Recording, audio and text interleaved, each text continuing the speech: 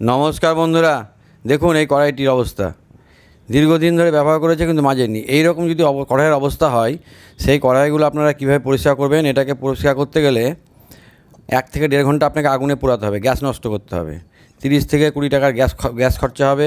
তারপরে আপনাকে ভিনিগার আর বেকিং সোডার জলে সারা রাত ভিজিয়ে রাখতে হবে, তাতেও আপনার 30 থেকে 20 টাকা খরচা হয়ে যাবে। তারপরে কড়াই তো পরিষ্কার হবে না, তারপরে আপনাকে ওই স্টিল স্কচব্রাইট দিয়ে ঘন্টার পর ঘন্টা ধরে ঘষতে হবে, তবেই যদি এটা নতুনের মতো চকচকে হয়তো হবে। কিন্তু সেই কড়াইটা চকচকে করার পরে তাতে রান্না করে খাওয়া কতটা স্বাস্থ্যকর হবে সেটা বলতে পারবো না। সবথেকে সহজ উপায় আপনাদের আমি বলে দিচ্ছি।